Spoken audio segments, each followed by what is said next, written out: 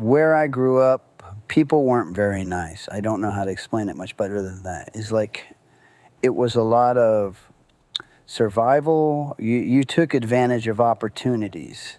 You know, if you saw something where you're like, oh, somebody left their, car door open, you might take a peek inside. I don't know, see if there's something you could just snatch real quick.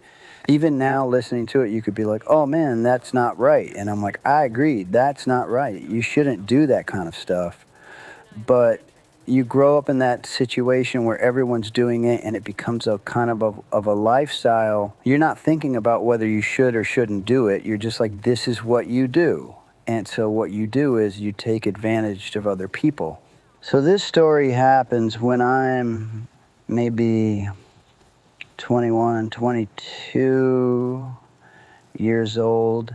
My girlfriend had been pregnant, and I can't remember. I mean, I remember when my son was born, but I can't remember if he was born right at this moment. But anyways, I'm pretty distraught about the whole thing because I have nothing going for me, because that's just the person that I was. And I was freaking out that I had to provide, for my son, and I was basically a loser. I mean, like, I wouldn't say I was a loser. I feel like I was just,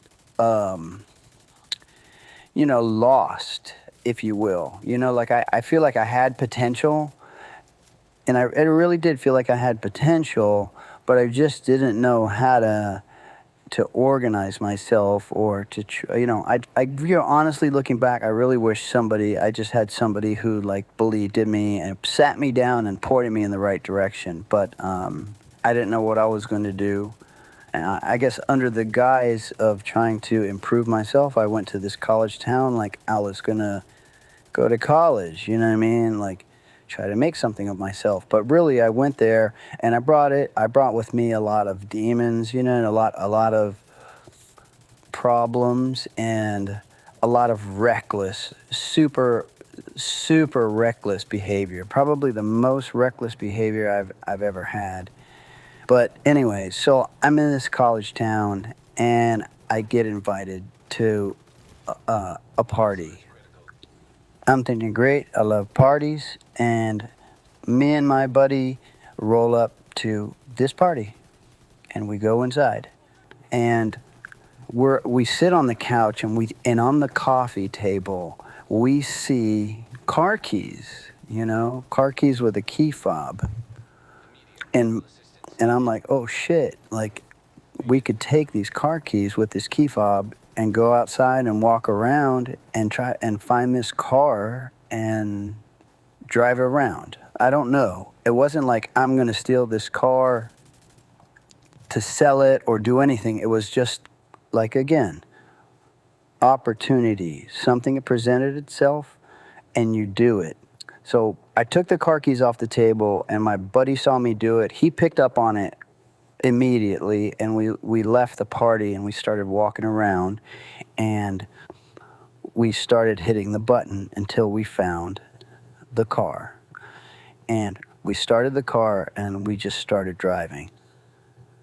We were having a good time, I guess. Like, it was funny to us that we were in somebody's car and driving it.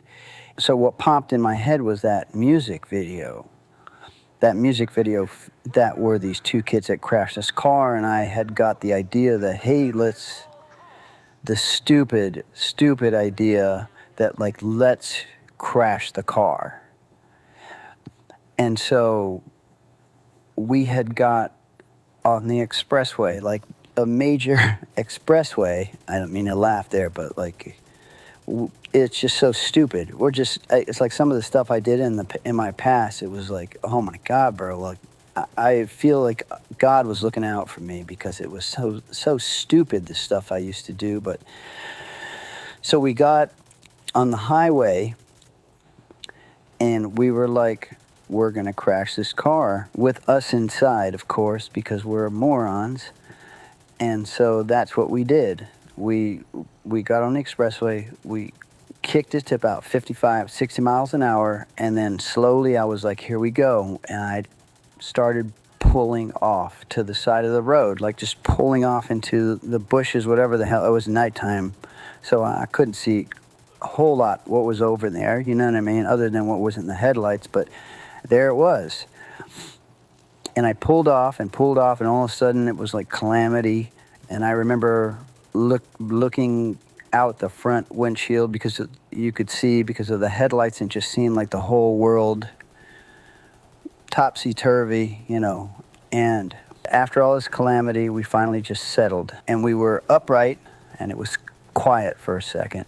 And we kind of like were stunned, but we were okay, we were fine. At that point, we were like, holy shit, get the fuck out of here.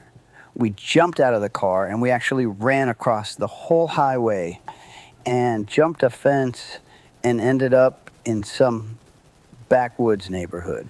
My brilliant plan at the time was like, well, we weren't very far from that party.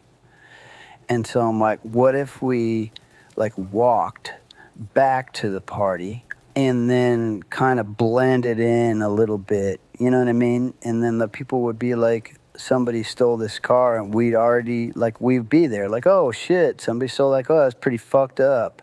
So it takes us a little while, and we make our way back to this party, and it was kind of on a corner, so I wanted to make sure that it seemed like we were there the whole time. So I kind of inched my way through some bushes and stuff and ended up in the backyard. So then we just basically opened the sliding glass door and like walked in. And there's not as many people there anymore. And I think as soon as you walked in, people were like, dude, where the fuck have you guys been? You know what I mean? Like they were just like, oh.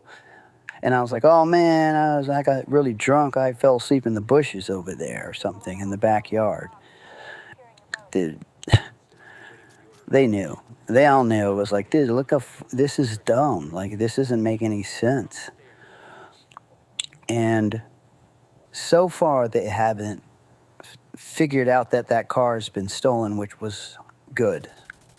Again, in my stupid mind, I'm like, well, I'm just trying to, like, throw people's scent off, I guess. You know, try to, like, distance myself from the whole thing. And so I'm like, well, I need to go home. Can anyone give me a ride home? Because I felt like, man, this might work out great, because then I have like an alibi, I guess. Obviously, no one took us up on it until like I ended up walking home. I remember making sure of walking home, like if anyone was outside their apartments or on the street, like I made sure that they saw me, because I wanted them to be like, oh yeah, I walked home. So like if they're like, he stole a car, it's like, whoa, I saw him walking, so I don't know how he stole a car. That was my logic on the whole thing. Not very great, but that was what I was thinking. And of course, you know, I have been drinking all night. That just goes without saying, like there's drinking involved. But I make it home and I go to bed and pass out. As I'm sleeping, my phone is ringing and it wakes me up. And it's one of my friends that was at the party, and he's yelling at me. He's like, what the fuck did you do? Did you fucking take this person's car? And so he must have known something, because I was on the phone with him, and then all of a sudden I hear banging at my front door. Boom, boom, boom, boom, boom, boom. I was like, oh shit, man. So I go to the front door, and there are two cops out there. They're like, is this your name? Yes. Were you at this party? Yes. Did you take this car? No. How did you get home? I walked. I was like, I walked home. And I got people that saw me walking home. I don't think they believed the word I was saying, but they're cops, they're police. They gotta have proof, so I remember the first cop was like real close to me, like looking at me and stuff, and he turned back to his buddy, kind of questioning him if they should arrest me.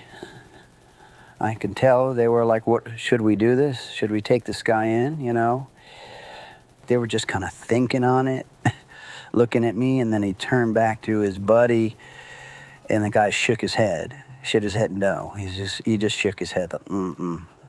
And he's like, all right, have a good night or whatever. And they both left. I was like, holy shit, man. And that wasn't the end of this. Trust me, that was not the end of this. Because I think like that would have been better to go to jail than the next things that happened. But I'm thinking everything's cool. This is behind me. And I end up going to a bar a few days later. This is where the moment happened for me, where I was scared straight, if you will. And when I walked in the bar, there was these guys hanging out in the back. And, you know, I'm like Mr. Happy-Go-Lucky, like, hey, how's it going, fellas? You know what I mean? Or like, oh, what's up? And blah, blah, blah. Hey, cool. So I didn't think twice when one of them came up to me at the bar and was like, hey, man, can I talk to you out back for a second? Yeah, man, no problem. Let's go. Because I'm thinking, oh, I don't know. Like, bro. I walk out the back.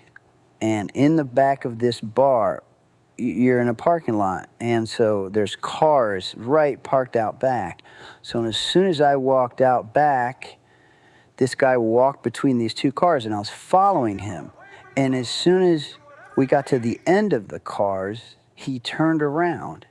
And he just was like, what the fuck is your problem? You're a piece of shit. You know, you stole this person's car, and you know, just all of it, dude. Yelling, screaming. He's like, I'm gonna beat your ass. And so I was like, oh shit, man, I don't like this. So I'm like, I'm gonna turn around and go back into the bar. And I turn around, and there's a bunch of guys on the other side of the car. So basically I'm trapped like between these two cars, and they were pissed off, man. They were all pissed off. As well as they should be. Of course. Fuck this guy. He's, you know, he definitely needs to get his ass kicked. Don't let him go. Break his fucking legs. This guy's a liar. This guy's a fucking liar. And like, we can't let him get away with this kind of shit. So, man, I was scared. I'm gonna be honest with you. I was super scared, man. I was like, oh, I'm gonna get my ass beat. And I just started talking. I don't know how else to say it. It's like my mouth just started moving. Where I was like, dude, what are you talking about, man? And like, no, and what? No, dude, I didn't do that. And, you know, anything, I don't know, man. I was just denying and just trying to make excuses for every little thing. So every little thing. And like all of a sudden, one guy was like, you need to apologize. I think at that point I was like, okay, these aren't tough guys. I mean, like, I wasn't a tough guy either. Trust me, I'm not a tough guy. But I was like, okay, these guys aren't tough guys either. They were just, you know, like rallying against an asshole, which was me, to their friend, you know, that was being an asshole to their friend. And so they were like, you need to apologize. And I was like, oh shit. And so I turned around, and in the doorway, the back door of the bar, was the person I had stole the car from, was the owner of the car. I'm like, hey man, I'm sorry. I didn't, you know what I mean? I didn't take responsibility, of course, man, because I'm a pussy. You know what I mean? Like, I was a huge pussy. And I'm like, I'm sorry that had happened. And then they start telling me about all the problems, you know, like the car had to be towed, and it's at an impound, and I think it might have been like totaled, and this person's parents were super pissed off, and it was just like, oh my God, dude. And this is a person with their own life and their own problems and their own shit going on, and I just added a huge, spinking, rotting piece of shit to their life. I was doing stupid shit for no reason. Like, to the point where, like, another person can look and be like, man, that doesn't make any sense. Like, why would this guy do this and then this? And it really, that's what I'm saying. Like, it probably saved me the fact that, like, I was a chaotic person. and it's like you would do something based on like an impulse. That was it, a pure impulse. No reasoning. And they were like, get the fuck out of here. You get the fuck out of here. And I was like, no, dude, you don't even know. I didn't even respond. I was already like 2 steps walking towards the one guy that was yelling at me, and he kind of stepped aside, and I was like, thank God. As soon as I like stepped by him, I looked to my left, and my buddy that was in the car with me, I saw him walking because we had parked back there. So he was walking, and he got into his car real quick because we rode together. And I was like, oh my God, thank God. And yeah. So basically I got in that car. We locked the doors. I was like, get us the fuck out of here, bro. And we left. And we left a lot of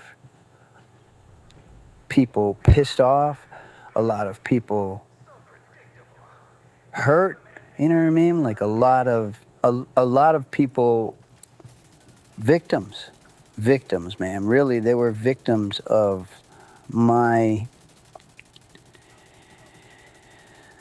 shit, man. At the time, I was just out of control. Since that night, I don't think I've ever taken anything that wasn't mine again, ever. Like the feeling I put together, my soul was just like, man, what are you doing? And just like, this isn't a game, man. This isn't a game. These are people. I mean, like, I hope it doesn't come off like it's funny or I'm like happy or proud about it. I'm not. I regret it a lot. I regret being that kind of person. I was a bad person. How you get through the day is like by walking all over other people, I guess. But anyway, since then, I got my shit together. You know, if you saw me on the street, you would never put together that I was that person. You'd be like, this guy's just a regular old Joe.